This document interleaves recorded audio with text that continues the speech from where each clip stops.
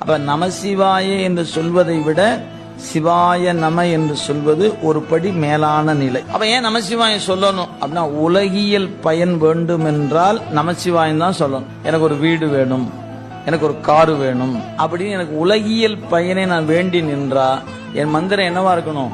நமசிவாய நமசிவாய நமசிவாயன்னு நான் தொடர்ந்து சிந்திக்கணும். எனக்கு இந்த உலகம்லாம் வேண்டாம் அப்படின்னா இதிலிருந்து வெளியே போகணும்னு எனக்கு ஒரு ஆசை. எது?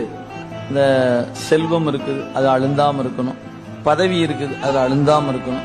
எப்படியோ இருக்கிற சூழல்ல எது எப்படி இருந்தாலும் நம்ம அறிவு பாதிக்காம இருக்கணும். என்ன பண்ணலாம்?